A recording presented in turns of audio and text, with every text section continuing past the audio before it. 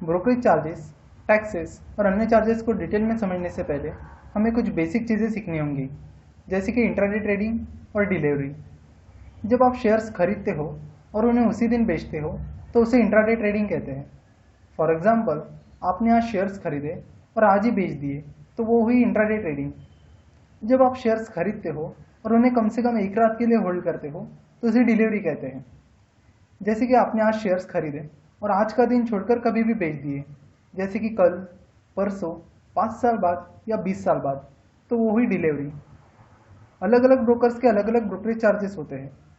Full service brokers के intraday charges 0.01% से लेकर 0.10% तक होते हैं और डिस्काउंट ब्रोकर्स इंट्राडे और डिलीवरी दोनों के लिए फ्लैट फी चार्ज करते हैं, जैसे कि 10 रुपीज़ पर ट्रेड, 20 रुपीज़ पर ट्रेड, एक्सेट्रा। कुछ डिस्काउंट ब्रोकर्स तो डिलीवरी पर ब्रोकरेज चार्ज ही नहीं लगाते। फुल सर्विस ब्रोकर्स और डिस्काउंट ब्रोकर्स क्या होते हैं और इनमें क्या डिफरेंस है, ये हम फिर कभी देखेंगे। फिलहाल अपने टॉपिक पर कॉन्सेंट्रेट करते हैं। दिन ब दिन जैसे ब्रोकर्स का कंपटीशन बढ़ रहा है, वैसे ही ब्रोकरेज चार्जेस कम होते जा रहे हैं और आने वाले समय में ये रेट्स इस लेवल से भी नीचे आते हुए दिखेंगे और इनके अपडेट्स हम आपको हमारी वेबसाइट finovation.com के जरिए देते रहेंगे। ब्रोकरेज चार्जेस आपको शेयर बाय करते वक्त और सेल करते वक्त यानी दोनों टाइम पे करने होते हैं। कुछ ब्रोकर्स एक ही साइड पर ब्रोकरेज चार्ज लगाते हैं। नाउ मान लेते कि XYZ नाम का कोई ब्रोकरेज फर्म है जिनके इंट्राडे ब्रोकरेज चार्जेस है 0.05%। मतलब अगर आप 100 रुपये के शेयर इंट्राडे के लिए खरीद रहे हो तो आपको 5 पैसा शेयर बाय करते वक्त ब्रोकरेज चार्ज लगेगा और 5 पैसा शेयर सेल करते वक्त। इस तरह 100 रुपये की इंट्राडे ट्रेडिंग पर आपको टोटल 10 पैसा ब्रोकरेज चार्ज देना होगा। अब डिलीवरी चार्जेस पर आते हैं। यूजुअली डिलीवरी चार्जेस 0.05% से लेकर 0.70% तक होते हैं। चलो मान लेते कि XYZ ब्रोकरेज फर्म की डिलीवरी ब्रोकरेज चार्जेस है 0.30%।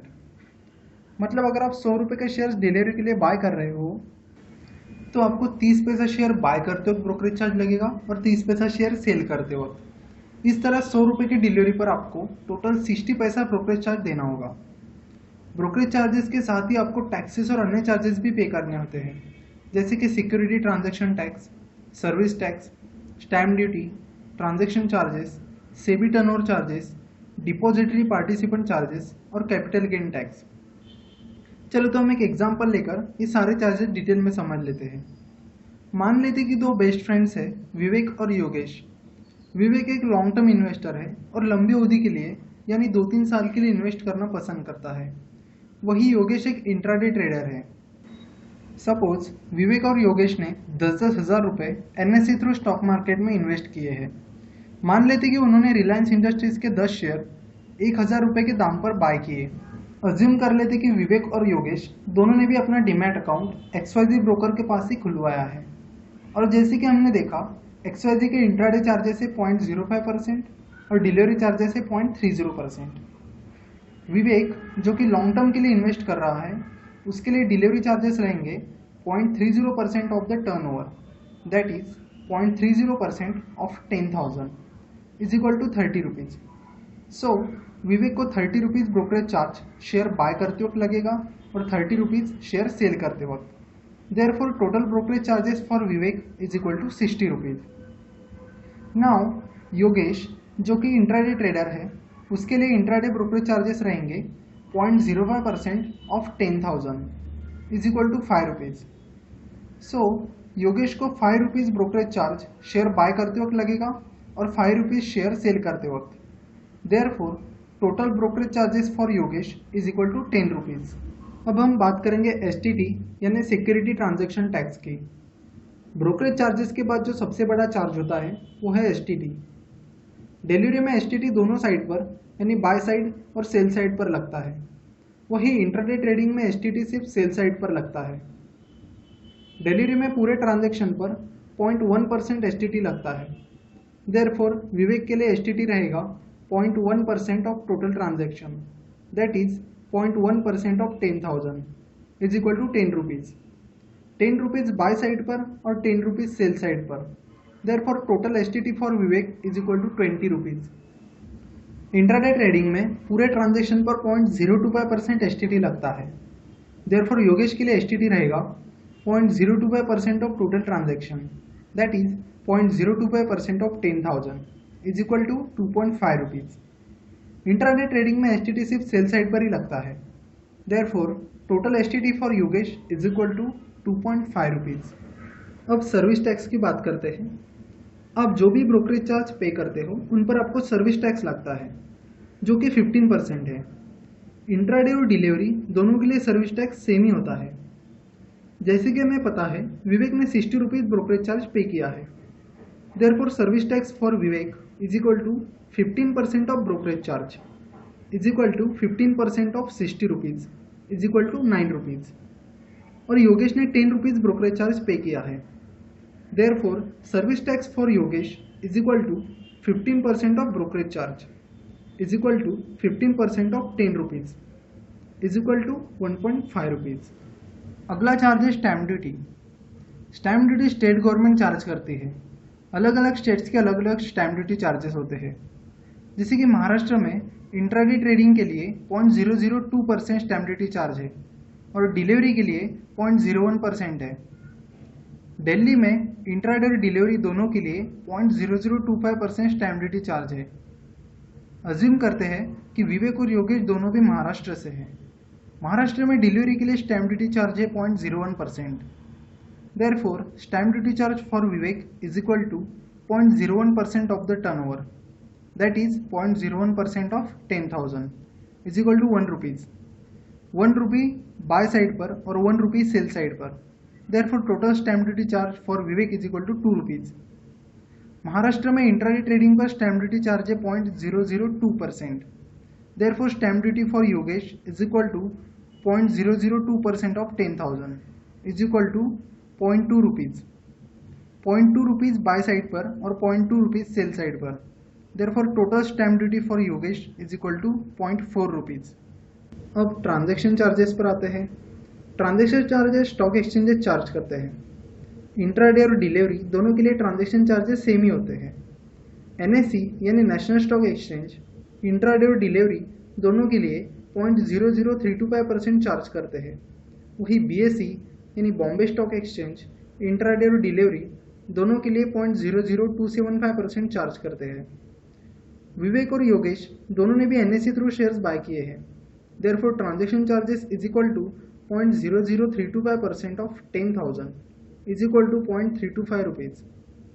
0.325 रुपीज़ बाय साइड पर और 0.325 रुपीज़ सेल साइड पर, therefore total transaction charges for Vivek is equal to 0.65 rupees and total transaction charges for Yogesh are also 0.65 rupees.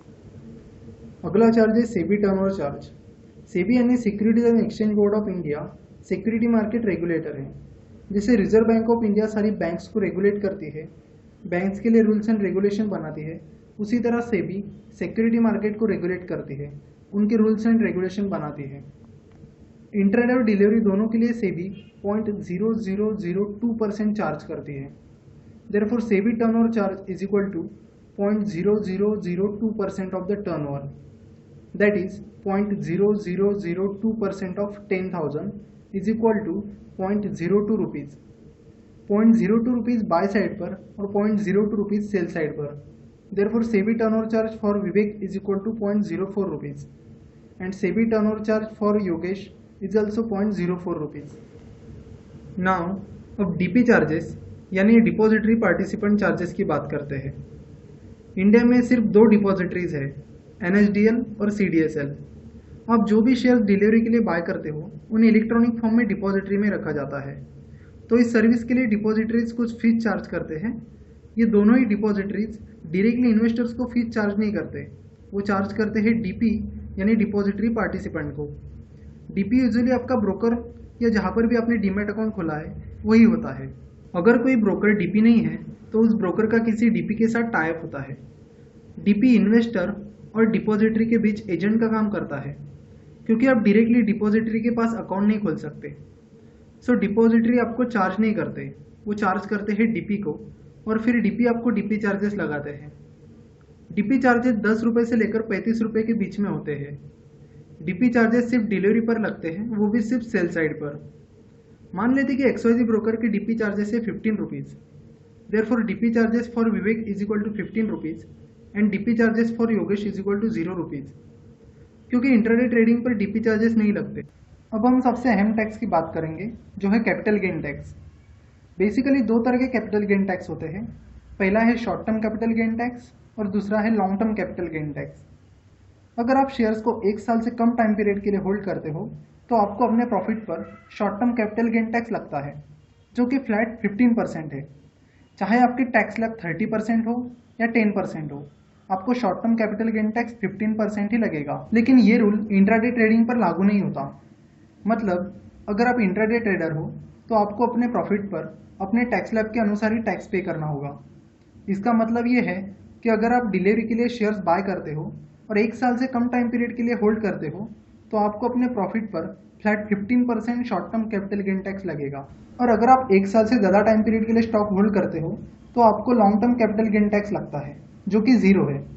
मतलब अगर आप 1 साल से ज़्यादा टाइम पीरियड के लिए स्टॉक होल्ड करते हो तो आपको कैपिटल गेन टैक्स से छूट मिलती है। सो लॉन्ग टर्म इन्वेस्टर होने का ये भी एक फ़ायदा है। जैसे कि हमें पता है विवेक लॉन्ग टर्म इन्वेस्टर है, जो 2-3 साल के लिए इन्वेस्ट कर रहा है, इसलिए विवेक को अपने प्रॉफिट पर कैपिटल गेन टैक्स नहीं लगेगा।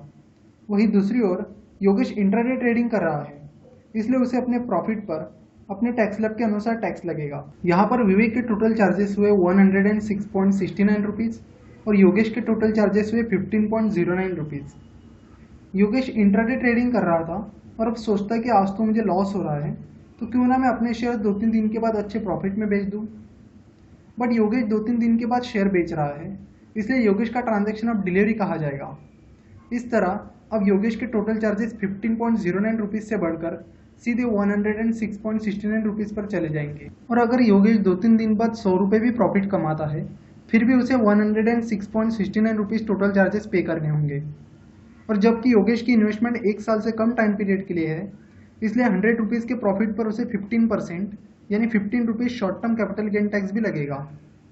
यहाँ पर योगेश का प्रॉफिट है 100 रुपीज़ और एक्सपेंडिचर हुए 121.69 रुपीज़।